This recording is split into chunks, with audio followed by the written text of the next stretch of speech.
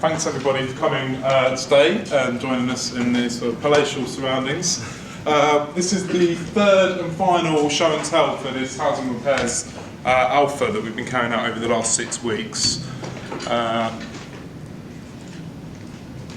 This is our team. So we are from DXW Digital. We're an agency that work with the public sector to build better software.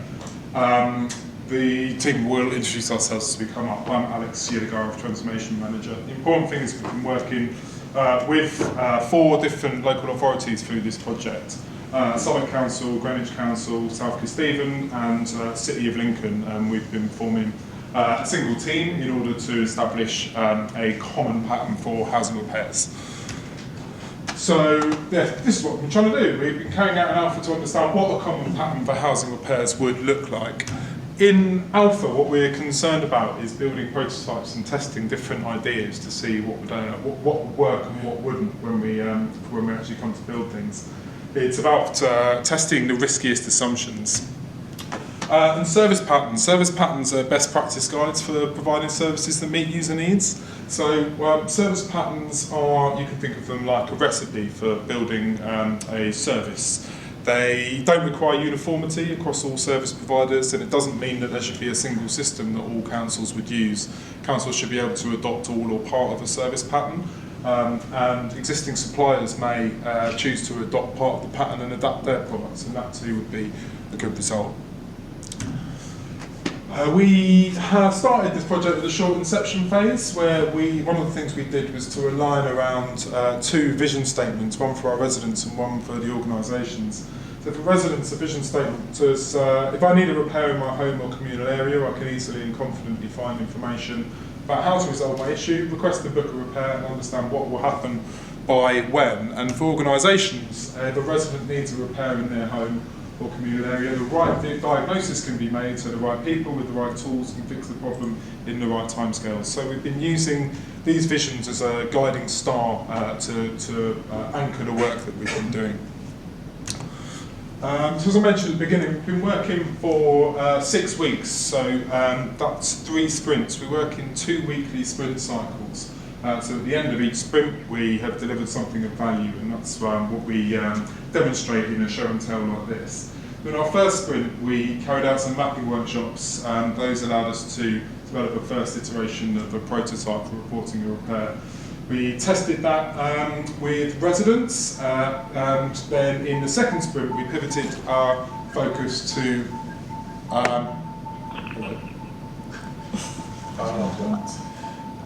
we pivoted our focus on internal users, so what the needs of council users are for reporting a repair. That allowed us to prototype a second version in this most recent sprint. We've tested that with council users and actually developed an additional prototype on top of that, which has been tested with residents, and we'll demonstrate some of that learning today. So, this is what we've been doing this sprint. We carried out a design crit session, we've been doing prototyping, we've been researching and testing that prototype with residents, we've been defining what the alpha service pattern looks like, and we've been developing our final project outputs. Debs. Thank you. Hello, hi, I'm Debs. I'm a designer on the team, and I'm just going to run through what we did on the design crit side, and then also show you the prototype that we tested with residents. So we ran a design crit, which is kind of like a workshop where you sort of get ideas and like feedback on the design from the people who are probably like subject matter experts or people who've got like something really valuable to offer. So we wanted to make sure, in a previous stage when we had a prototype, we kind of ran through things a little quickly. We weren't able to get all the feedback from the council repairs team that we wanted to. So for the second version, we wanted to make sure that we got their input as early as possible and that we could work that into the prototype that we eventually tested with the residents. So the main things that we kind of wanted to get input on was content. So we wanted to find out if the content that we included in the prototype was accurate and if it reflected sort of the processes that happen internally, but at the same time if it would make sense to the users as well. We wanted to get some feedback on how we'd sort of designed the appointment time slots and how people select those, and also how scheduling worked as well in the prototype. And we also wanted to get some insight on what kind of questions could we ask around resident vulnerabilities to ensure that when people were visiting a site for repairs, that they had all the information that they needed to before sort of going out on a repair request. So right now I'm just going to try and go through this. Okay.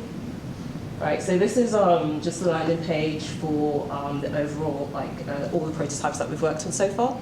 So we've got 2 versions. The first version is, like Alex said, we'd sort of developed we'd had a mapping workshop with council staff, and that version included things like the Start Now page. It had just like general ways that a user could report the problem that they had, and it also gave them sort of like a final summary of what they'd reported and a confirmation. And we tested that with 4 residents. And then the second version sort of included all those things, but also included ways for a resident to choose their availability. So when would they be home to receive an operative? And then we also had things like choosing, writing a bit of information on vulnerabilities, like I mentioned earlier, and just offering a bit more confirmation in terms of when they will be contacted and what to expect there. So we had what happens now after you've made your request part of the journey. So we tested it with #, because I didn't know that number when I was putting this together, but I think we had about 4 residents that we tested with the second time. For each, yeah. We had booked a bit more, but which is not unusual. We usually have some cancellations and no-shows. So the second version, as well as the each. first, was tested with 4 residents. Okay, so the first page of the prototype, this is what the user sees when they sit down to a usability testing session. We asked them a bunch of questions around what do they think this service does, how does the content look, does it make sense to them. We included some things in here that we were kind of, we sort of removed things that we had the first time around, so we thought there was a lot of information on this page the first time, there was a lot to read through. And this time around, we kind of really wanted to make it clear that this was for non-emergency repairs, and it was for first-time repairs, and we also wanted the users to know that you could also make a repair appointment once you'd reported your issue. So we'd ask questions around this. We also offered different ways for them to report, like via telephone or via emails, because we wanted to make sure that it wasn't locking them into one type of way to use the service. But there are a few things that are missing on this page. So previously we had information on emergency repairs, so how do you get in touch with the council if you've got an emergency. We had a bit of information around if you're maybe a leaseholder and things around cost. We sort of removed that because we realised that at this point in time, if you get to this part of the journey, you should be, at this point in the journey, you should be reporting the first time repair, you should be reporting the non-emergency. And the stage before that is what we call a check before you start. So it's like an eligibility stage where you ask them a set of questions. Based on their answers, you either lead them down a second journey, which is for leaseholders, for communal repairs, or you sort of send them here, which is what we've sort of prototyped. So that was the first page, and then we asked them for their address. So we found out in the crit session and through all the work that we've done so far that there is quite a lot you can find out from a resident based on their address and the postcode that they enter. So you can tell almost what kind of tenancy they have, maybe what kind of building they live in, what floor in the building they might live in. Depends on what council you speak to. I think different councils have maybe slightly different information, but there is quite a lot there that we thought we could use to help take residents through this repair service.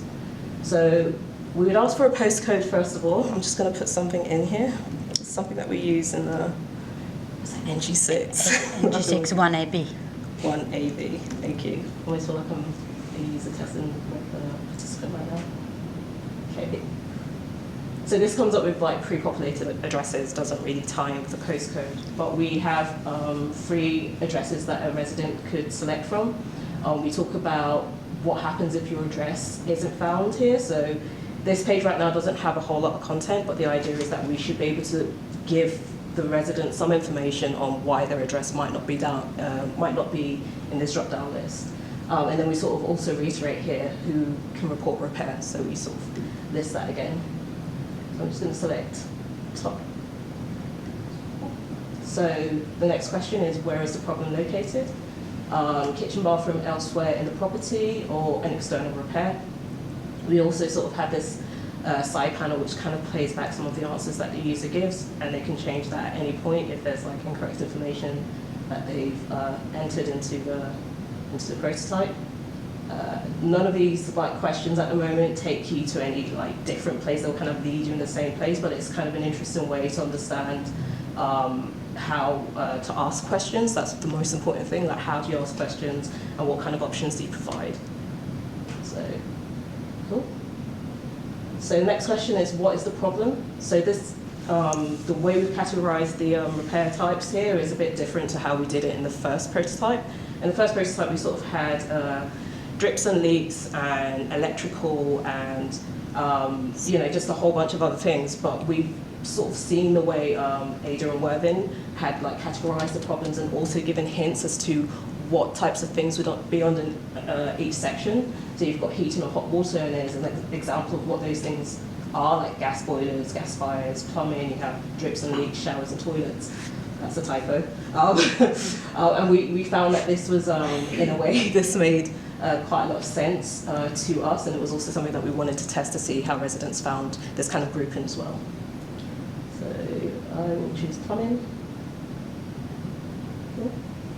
So the next page is describe your problem in more detail. We understand that there's generally a few more questions between selecting the overarching repair category and then like before you get to the point where you might want to put more information in. So, you know, if you choose plumbing, you might want to ask, okay, well, is it a tap or is it a toilet? Is it, you know, things like that.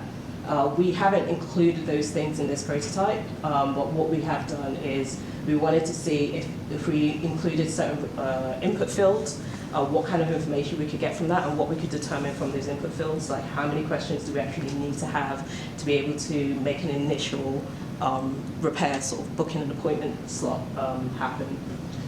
So we noticed that also in previous conversations that we'd had in the last show and tell, someone talked about self-help videos and how do you help people sort of navigate through like trying to sort things out themselves. So we have included like a little inset field area here, which is just offering some ideas on what you could do to fix some common problems. We sort of included that, but not really intentionally, and Vita's going to talk a little bit more about our testing. But it wasn't something that the users that we had, they didn't pay much attention to it. So the actual fields that users can fill out are, please describe the problem in more detail. So add any information on the size of the issue, or if the source of the issue is known. How long have you been experiencing the problem? We hope that this is really good for council staff to know if it's been like happening for days or weeks. And then also upload a photo or video of the damage. So we've given some instruction here on what does a good photo look like of a problem, so making sure that it's in colour. And we've also talked about why having photos and videos are good, because it means that you can probably help council staff like assess the problem a little bit more. And then this is also different to the previous prototype, where we have multiple fields that you can attach more than one picture. As opposed to just one, which was what happened last time. So the problem's been reported. They've put all the information around what the issue is, and so now we've come on to this sort of booking an appointment page. So it starts out with your repair will be assessed and fixed by, we say a trade operative. Maybe we can tell them who. So like a plumber or a joiner. That's something that we're thinking about for the future. But for now, we've just put something quite generic in there. If the repair is complex, it may need more than one repair appointment. If another appointment is needed, we'll arrange it after the first one. So we're already setting the expectation of what will happen once you've made an appointment and someone comes out to try and fix the issue. We also go on to ask, to explain to them that we need to know about any vulnerable people who might be present at the appointment, or if there's any information on access restrictions to the property. So, we give examples of, if anyone has a medical condition, mobility difficulties, if you're a carer reporting on behalf of someone else, like that would be really good to know as well. And just general information around the sort of vulnerabilities of the tenant or any restrictions that might be in place that could be an issue to, say, a trade operative getting into property. So that's a kind of empty free text area. They can put in whatever information they think is relevant there. That all goes into helping, you know, sort of assess the repair once it's submitted at the end. So the next question is, when are you available? And this is all about time slots. And so, you know, we say initially like a responsible adult must be home for all of the repair appointment. And this is just to ensure that they choose a slot that they are actually going to make, and the person who is present in the property at the time is someone that who should be there. We suggest the earliest appointment based on the answers that they've given prior. So depending on the type of repair it is and like some other descriptive elements, you know, we could suggest, well, this is going to be sort of 3 days from now, or, you know, even more. But that's the first thing that they see is the earliest appointment slot. And then we also have other dates as well. They can choose any of these dates, and they can choose any of these times. This was something that was really valuable and came out of the crit, which was these are the ways that we group our time in. So I think we'd initially had something around half-hour time slots, like 10:30 to 11:30 something. We found that that might be quite difficult to like work into an actual service of like getting it down to sort of the half-hour to hour. So you would want the slots to be a little bit bigger. So we had like a morning slot, an afternoon slot, a school run slot, and an all day. And you can select any one of these depending on what your preference is. Oops, I'm actually going to go back, sorry. So another thing that we wanted to do was kind of explain to users why there might not be an earlier appointment slot. So they might see the first date as the 14th and think that's not soon enough, and then we thought we'd put a bit of clarifying information here. This information is still, you know, it's quite raw, and it still needs to be like edited and changed and made relevant. But this was something that in the design crit we found that the council staff we worked with really liked, because they said that was constantly a question they would get on the phone, which is like, why can't you come over sooner, or why can't you send somebody earlier? Okay. So what is your phone number? We need your phone number to contact you on the day of your appointment. This can be a landline or mobile, so it's pretty straightforward. We're asking for a contact phone number that the train operative can use to call them on the day, either when they're near or if if they're going to be late. So I'm just going to put.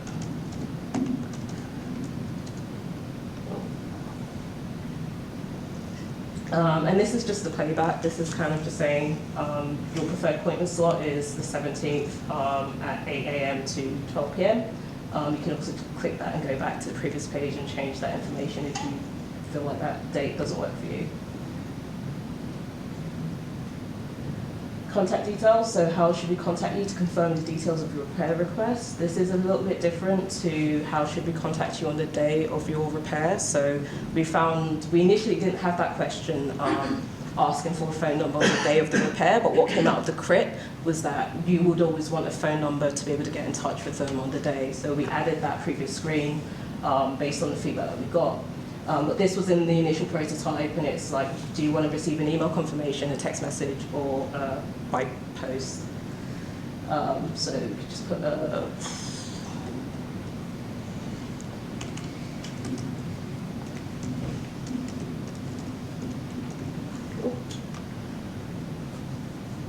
And then this is a summary of all the information that's been put in. They could go back and change any of this if they feel like they want to update something or, you know, change it. And then confirm repair request. Get confirmation number. We've sent you a confirmation. We've sent a confirmation of your request by email, and then we give some information to what happens next. So we'll be in touch to ask any follow-up questions if we have any follow-up questions. Ahead of the scheduled visit, and if you have a council account, so if you've got like a My Southwark account or something else, then you'll find a copy of this request in that account as well. You can also report another issue, so even though this isn't, I think this takes you back to, initially this took you back to the start of the process, but one thing that came out of the crit as well was that we don't want to take them all the way to the start, because we don't want to ask them questions that they've already answered at some point. So we take them up to the point of asking them where the repair problem is, where the location, and then that means they don't have to put in things like their address again, which, you know, in hindsight makes a lot of sense, but that's why we do crits, because we get a lot of good information out of it. And then we have almost like a template, so this is a confirmation template, which I think works, yeah.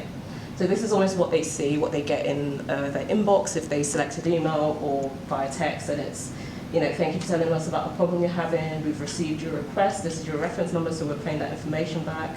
We're playing back the repair location and a description of the problem as they've entered it. And then we also give them information again on their appointment date and the slot that they chose, and then we just tell them a bunch of things around, we will text you on the day of your appointment within the 2 hours before we arrive, we can't enter the property. So all of this stuff came out of the crit as well. These are things that the council staff were like, they need to know this, we need to make sure that they have this information to hand. And so we mocked this up really quickly just before we tested, because we wanted to see what residents thought of this information as well and whether it made sense to them. Who to expect, so we give them information on who will come to your house and how to identify them, updating your repair request. So once you've made that request and if your situation changes, you can do these things. So we give them an onward journey on how to make another update to the request if they need to, or to cancel it or change it. So that was the whole journey. I don't know if anyone's got any questions at this point on anything that you've seen. You just want to keep rolling with it. Awesome. Okay. Right. So. Okay. Right, so I'm going to take you through some of the findings from research, meaning mostly with residents. I won't go through a lot of detail because there's lots and lots of things to say, and Deb's already covered some of it, so I'll kind of go and point out the biggest things, the biggest takeaways. So what we actually did, so in this sprint we had 4 people testing the prototype with various scenarios, one of the realistic ones, so a thing that they had experienced, and then a hypothetical, like a consistent thing that we showed a picture with a wet patch on the wall. Let's do it. Overall, we actually did 8 sessions, and we had a nice mix of things within those 8 people across age, from somebody's early 30s up to 72, spread across the councils, apart from Lincoln, type of property they lived in, flats, houses, if they lived with others, things even like wheelchairs, somebody was in a wheelchair, a couple of people whose English wasn't the first language, and so on. So it's really quite nice, a good mix that we got. So some kind of big takeaways. Overall, in the last page, people really needed a nudge to get started with the service, which is a little bit alarming. And some of the reasons for that was that once the page loads, even though we've removed the kind of eligibility stuff, it was still quite wordy, and the start button wasn't actually visible. You can see the visibility line there, the grey bit, you wouldn't see. So people tried to click on the static little bullet points to actually try and get into it. So we kind of needed to help them get over it and actually get started. Some went also at the top for the related pages, which is around emergencies and communal things, which we didn't actually want them to do. Even once they got to the lower bit with the start button, because of the way we've grouped the information and we've not said exactly what this button does, people were a bit unsure if that's where they start, so we need to improve that, making sure to say, yeah, here's go and report a new repair, or just to iterate that a little bit. Categories, so actually talking about where the problem is and what the problem is really important to experiment with even further. But the big takeaway is that the top image is what we had, what is the problem at the start, the different categories, and they were quite granular and just a couple of words. And then on the second version, we had bigger groups with the little hints, keywords. And the second bit really tested a lot better with people. So we had sort of power users who might even know what trade it might be, like plumbing. And then we had different people who might not know what the source is. But actually, people kind of got through this bit a bit easier. Now, what we didn't have is obviously the additional steps of asking a bit of follow-up questions on the second round. So we should kind of take that forward and test it. Also, what this doesn't address, kind of this gray area where maybe more than one of these things could apply. So particularly some of the more complex things like leaks, that's leaking from the bathroom stairs, coming through in my kitchen and affecting my cupboards. How do I select the right thing? It's actually really still quite hard. So more experimenting needs to happen, and maybe a bit of design work around taxonomies and what that looks like for the user. Booking appointment actually was really, really well received. People kind of flew through this. Even somebody who ended up trying to report an emergency, and they're like, oh my goodness, no, why is it on the 14th? They need to come earlier because it's a true emergency, like water's pouring down from the loft coming, yada, yada, yada. So really important. They went down and actually tried to use the why isn't there an early appointment, kind of trying to, I want to tell the council to come earlier. So there's a bit of a big underlying thing we should do and challenge. Why are we not kind of thinking about emergencies online? But that's further down the line.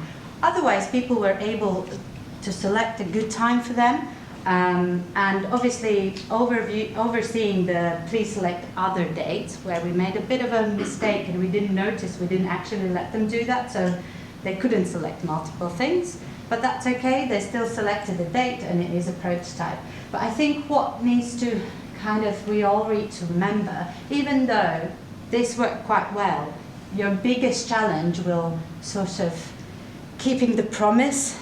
There's a lot of trust issues, so even people made the appointment and they were quite unexpectedly positive about it.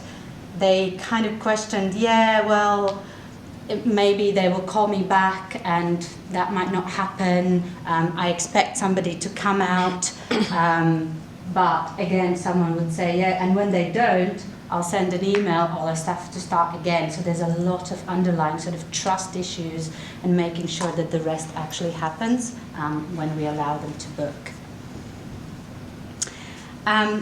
And we had the page where people could check over everything that they entered, and then they would submit and get an on-screen confirmation, as well as testing out the kind of template for what would go in to kind of a template that they receive either via email or text message.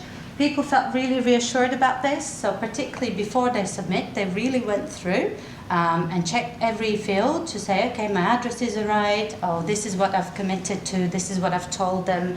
Again, some of this trust thing is going on around here, so they want to make sure they've done the right thing. But overall, also closing in and giving that feedback loop was really, really well received. And we know that there's definitely a need for email kind of confirmation, so I have something to hold on to, or a text message for those who don't really use email as much, or post.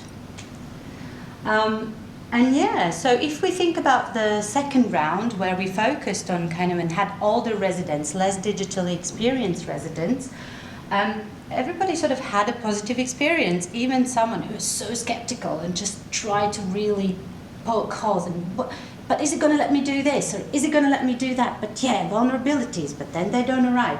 Trying to all the time sort of pick holes in it. Actually had a pretty positive experience. They reported the thing, they booked an appointment. So what this is telling us, just a couple of quotes. So somebody on the left who was quite confident, in their 30s, had 3 kids, and they were like, yeah, this is good. I can just go on with the kids being in the background, go on my phone, maybe in a bathroom, I notice something, I can just report it, book it, and it's all done. And even the really skeptical person was like, yeah, this is actually quite okay as far as it goes. So we need to remember that and not make assumptions and sort of, oh, people who are older or who are now so inclined to call will still call. Well, no, we should aim towards not pushing them into the slow lane of calling and even maybe causing extra cost being on the phone if there's no free phone. And we saw that even somebody who's 72 in a wheelchair, but does have an iPad actually and uses for different things and never tried this before, went through and reported the thing and had a fairly positive experience. So we should carry that forward and include those people. But the biggest takeaway, I guess, without going into granular things, is this thing around trust. So it's all well and great for us to create a nice online thing, and it can all work great, but there's a lot of kind of damaged trust in both reporting things online as well as the wider service, and this will probably be your biggest challenge in the long run to rebuild that trust. So we observed a couple of things and heard many things from both sides why this is hard. So one of them is because when if you do have a way to sort of report it now, it might be an email or even a version of forms. It doesn't really sit in the whole service, so it's kind of an add-on at the moment. So sometimes what can happen is that a person reports it online and then agent receives it, has a look at it, forwards it on, and then kind of goes into a black hole. There's no like effective way for you to track these as well. So there are challenges on both sides. So it's quite important going forward to think about kind of how this online reporting thing actually works within the rest of the service. And you also probably going to have to think about sort of a service design lens, think about standardizing ways of working, so thinking about agents asking the right kinds of questions in the right kind of language, also doing some comms work around we're doing this thing, these are the benefits, and kind of using the language to link them back to the residents' needs. And even providing assisted digital. So think about ways of somebody older who doesn't have a smartphone or internet access at home, but wants to use it. So we had somebody who goes to the library and has someone to help them there. So we shouldn't, again, exclude them and push them back into the slow lane. And overall, if you do these things, your uptake should go up. And yeah, and the good news that rebuilding that trust will happen over time if you work together actually on this pattern and you iterate it. If you design for the whole problem, so you start in different bits, but you always keep in mind what the end-to-end service looks like.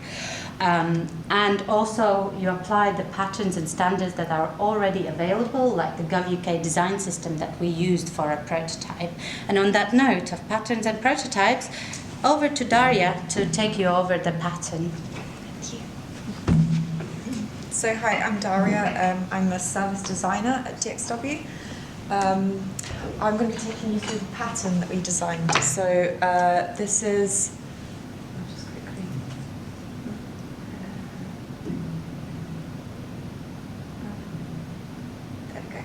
There we go. So we had 6 components to that pattern. So we've got check eligibility, report a repair or problem, choose availability, confirm appointment, check and submit request, and get confirmation. And initially this service pattern had been defined in sort of organisational language. We've sort of flipped that towards more user-centred language. So we've moved on from the way that it was sort of defined in Discovery towards more of like a user-centred approach. And you can kind of see that throughout in terms of the language that we've used. So we've very much tried to focus on how the resident would describe this, each of these phases. And stages. And so what we did was for each part of the repair pattern, we sort of expanded that and sort of blew out all the different steps that there were within that. It does exist as one singular document, however it is so long that we couldn't fit it on one slide. So we've broken it into stages and I'll talk you through those one by one now. So for checking eligibility to use the service, residents would first evaluate if they've got an emergency, and then you could push them down a different pattern, a different service for that, if appropriate. You could evaluate whether or not they fit the council's eligibility requirements for reporting a repair, whether or not they are following up for an existing repair that they've already reported, for example, whether or not there's appropriate self-help content that might be more applicable to them in that moment if it's what the resident needs. And whether there are other reporting methods that the resident might prefer to use, and verifying eligibility primarily through asking their address, which is what Debs showed you in the prototype earlier. Okay. Can I just ask a question on that? How does the last bit actually prove that they are who they are on that address? It doesn't prove they are who lives at that address necessarily, but it just says that that address is within the council's properties that are managed. So the question when Debs was doing the presentation throughout that, with the greatest respect, anybody could go on there and book a repair for somebody else at another address. Yeah, so they would put that person's address that does live in an eligible property. It's not about their own personal address, it's about the address of the property that they're reporting for. I think it's my point, it's a bit like ordering hot pizza for somebody you don't like. You can go on there and book a repair for somebody who doesn't know anything about it as long as you know their address. Yes, it's a point that's come up a few times in the project actually, and something that we've thought about and discussed with other providers and other councils who've designed a end-to-end online reporting service. So Ada and Worthing are a good example, and they tussle with this idea of is it important to verify somebody's identity beforehand, or is it important to remove all the friction for reporting? They have you could go on now and book a repair for a property in Ada and Worthing. They have never had anybody raise a malicious repair, so that kind of validated our view that it was an unlikely thing to occur. But I mean, it is a question that keeps coming up. And part of that process right at the end was that we were going to contact the tenant back just to verify that repair. Then if it's going back to that tenant and going through what they've actually completed online, then I'll be just duplicating what they've just done online to go through and play it back to them. Sorry, how do you mean? So they've entered a request and then we go back if there's further information needed? Yeah, I think, was it something like we go back to you to confirm your repair? No, if there's like any outstanding information that the council needs before they can like send a person over. Yeah. Okay. So following that, we've got some recommendations for that section. So we recommend separating the check before you start from the main journey, which we've already talked through that. There are other available patterns that we can apply for that as well. We think to keep the text on the landing page to a minimum and just highlight the top eligibility criteria to make it as frictionless as possible. Have a clear call to actions. Again, that's kind of been covered in user research, but worth noting. And not attempting to hide contact numbers for residents that aren't able to report online or don't want to report online for any reason. And that there are quite a few like really solid accessibility reasons why someone might prefer to report in a different way. Then on to reporting a repair or problem. So using that address that you've previously captured to identify the property type and potentially the location in the building if feasible. And then using it also to determine whether or not there are any existing warranties that might mean that the council isn't responsible for the repair. Asking where the problem is visibly located in the home and what type of repair problem a resident has. Then receiving a detailed problem description, asking them how long it's been a problem, and then finally asking them to submit any physical evidence that they have or want to submit alongside the repair. And within this, we say we would suggest having broader problem categories and including hints, as Vita talked you through earlier, for people who might not know exactly what type of repair they have. Building on the current categories of where and what, and like experimenting a bit more with the different wordings that you could use for those sections and the content that you might be able to include. And helping give users the sort of hints to make them submit the right kind of information about their problems, so you could have interactive step-by-step things where it feeds back a suggested response as you go through the process. So kind of in line with that as well as the dynamic content that could adapt to the problem communicated. For example, in that final stage, which I've just included a little screenshot here, of Hackney's repair reporting service, where if you say you've got damp or a leak, it would ask you specifically the size of the damp patch or something relevant to the problem that you've said you have, so making the content a bit more bespoke. Then we've got choosing availability, and that involves asking the resident for vulnerabilities, if there's someone over 18 at home, letting them know what trade will be coming and the time frame that is expected for that type of repair, asking residents to confirm those specific dates and times that they're available, and also informing them about their priority so that that doesn't become a sticking point later on, and also giving them the chance to avoid specific times that they know will be always inconvenient, so that if there is any dynamic rescheduling, you're not, for example, moving it to when they're on the school run and would never have been able to make it anyway. And also offering the ability in the future to perhaps book a series of appointments. If you know that a repair has multiple steps with multiple trades visiting, there's no reason why they can't just book that straight up. And following that, we've got some recommendations there as well. So they should be able to choose specific dates rather than general dates. For example, we saw that if people were able to choose a specific Wednesday rather than just saying that their availability is Wednesday afternoons, you get better outcomes. Residents should also be able to make a number of selections of their availability. So as with our prototype, you can select a number of available appointments, and then if anything changes, you've got backup times available that you can reschedule for them. Residents should be able to book a series of appointments, as I said, and they should be able to understand the priority of their repair, and when they do click to why isn't there an earlier appointment, if they do have an emergency, that's a good moment for them to be able to kind of give that information. So adjusting that section to include something where they can tell the council, actually, no, the way that you classified this isn't right. And then they just confirm the appointment, which is a really short, snappy section where you just ask for on-the-day contact number and a summary of the appointment, and offer a summary of the appointment. And here we've also got just the option to make sure that there's a way of communicating the details of a point of contact rather than just the resident. So we saw in research that for a number of people they had, for example, carers reporting these repair requests rather than being reported by them directly, and so that person might be the one whose contact details they want attached to this repair.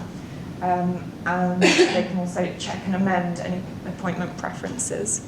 And finally, they submit the request. So they have, again, asked for contact information and preferences with regards to appointment updates and changes. There's a summary of the repair request, and they're able to change anything before submitting.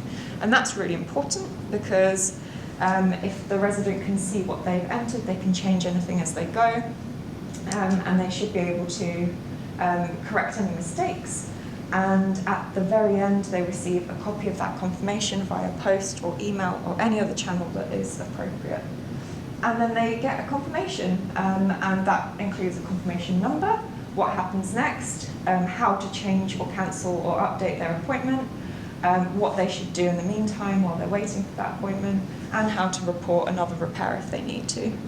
And here we have a few more recommendations, which are that it should be possible to change an appointment easily and in any channel and without penalty. So even like Ayla and Worthing have an option to change their appointment up to a couple of hours before the repair. And that should be feasible because it does save the council resources. So if that's possible to do online, then they should be able to do that. Experiment with ways to let them do this without calling. So at the moment, the only way to make amendments is by getting on the phone, I think, and allowing a resident to add details to a repair request once it has been submitted, but before the operative visits.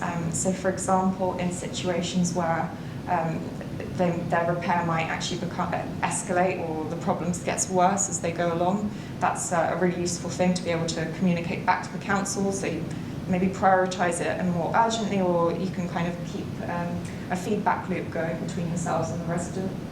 And allowing them to request an additional repair at the end, and offering the ability to schedule additional appointments close to existing appointments.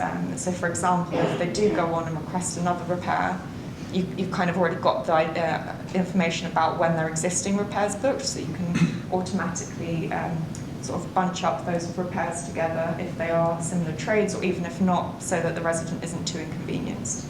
And then finally, you could design flows of booking and releasing multiple appointments. But that you need to kind of avoid introducing unintended inefficiencies. So even if you kind of keep things dynamic, you don't want you need to still sort of test that before you try it out, essentially. And on to Alex. Thank you. So I wanted to highlight a few of the main commonalities and differences that we found between the four authorities throughout this project. So housing repair services are generally driven by a consistent set of needs and requirements, and at a really high level the user journey is consistent across all four authorities. The drivers for change are also pretty consistent. People want to reduce cost, reduce time and increase user satisfaction. So because of this, reporting and booking a repair seems pretty well suited to a common service pattern. Things on the right-hand side, echoing what I said in terms of commonalities. There are a number of differences as well in how local authorities actually manage individual services and some of the local contexts. These differences can constrain the adoption of certain parts of a complete service pattern. So, for example, different technologies that are being used mean there'll be different types of integration or integration points. But a modular type of pattern will allow authorities to adapt and adopt different parts of a pattern. So we see the common service pattern as a kind of suite of patterns that can hang and fit together to form a whole journey, but they don't require an authority to use all of the parts if they're not able to. There are a lot more commonalities and differences. These are some of the highlights. So what else have we been doing this sprint? This is our last day on the project, so we've been working hard producing final outputs. Those final outputs include the prototypes. So the prototypes Debs has demonstrated. We've removed any kind of username and password from this prototype, so we'll share the link with everybody, so you can use it, share it with your colleagues, and continue to form thoughts and provide feedback on that for the councils. We've been working on a final report, so this report includes all the research, finding and recommendations, so it goes into another level of detail, particularly on the pattern from what Daria was talking to today. And we've been working on a benefits case, so how does this project actually stack up in terms of investing? Is it good value for money to invest in based on what the drivers for change are? User research data. So there's the actual data that underpins all of the research and all of the findings. So we're producing those and preparing those so that they can be used and adopted. So those will all be made available. This is a project funded by MHCLG. It's part of their local digital fund. So all of the outputs that we'll be producing will be published by the MHCLG on their website. Beta recommendation. So beta is the next phase after this, and in beta you actually go on to start building a real service and start tackling some of the challenges that come in building, particularly around integrations. We've worked with the 4 councils to decide on a recommendation that then they can use to apply to MHCLG for further money for a further phase. And the recommendation is to build in a phased approach, so to continue working in this collaborative way and start building the service for real in the lead authority. By doing that, then you'll be sharing the outputs, and each of the partner authorities can then start adopting those outputs and implementing those in a kind of phased and stepped way through the lifetime of the project. So this is a really good way of multiple authorities benefiting from the work happening in a kind of central or single place. I think that's really important is like strong coordination and leadership in order to make sure that a thing happens and it's built in a common way. Daria. So I'll really quickly just let you know some of the limitations that this work has had. So we haven't been able to explore everything in as much detail as perhaps we'd have liked to, but that's kind of natural and normal in what happens. So to call out that we didn't get a chance to test a version of the check before you start to get a better understanding of how to handle eligibility. We did not focus our research on leaseholders, although we did kind of gently explore that a couple of times. We did not really explore communal repairs, and we did focus this work actually on a leak type repair, which was decided at the very beginning of the project just to have sort of guiding force, although we would like to now sort of expand that and explore that with other repair types to make sure that there are no massive differences with different types of repairs. Our research participants did not include many younger and less experienced residents or any males on this occasion, but going forward, obviously we want to broaden our research pool. We didn't get to speak to anyone who'd report a repair on another person's behalf, or to very many planners or schedulers or operatives. We spoke to a couple in that very first workshop, but we'd love to get more time with those folks. And we didn't really explore authentication or any My Account journeys of reporting repairs, because that could quite measurably impact the journey of reporting a repair. And then we've got some additional beta recommendations, which are we'd want to expand this service pattern in beta. And it should include beyond that booking journey, so it should actually include the repair appointments. It should explore how to follow up on a request or re-report a previous repair. It should also explore how the council conducts follow-ons and potentially looking at compensation for when repairs miss the right to repair window. And we'd want to understand how to create a pattern for other channels. So it might be something that borrows from this pattern but might be adapted for other channels. We'd also want to iterate the existing service pattern, so there are parts of this pattern that just need further development, but things that are already there. So we've already kind of gently explored self-help, but we'd want to experiment more with other ways of including that and other content types, or how that could work in reality. We'd want to build eligibility steps into that reporting journey, so we talked a little bit about that before, but actually testing that with residents. And exploring reporting journeys via council online accounts. We'd also want to evolve this service, so in terms of the service pattern, that's based on what's currently feasible. As your services actually evolve, more things might become feasible, and so the pattern could evolve and adapt as well. And so what that means is, for example, at the moment, emergency repairs are excluded in this journey. They're sort of pushed towards the phone service. But if there was a way that you could handle emergency repairs online, then that could become part of the pattern and evolve in that way. And there are other ways of doing that. So, for example, if the reporting journey is like not working out for people who are trying to report a repair, then they could kind of abandon that journey and go onto the phone, but you'd want that information to also be passed to the agents. So these kind of like evolutions of the service more than iterations. And then also we'd want to engage more authorities. I think that goes without saying, but we'd really want to validate and explore how this works with other councils.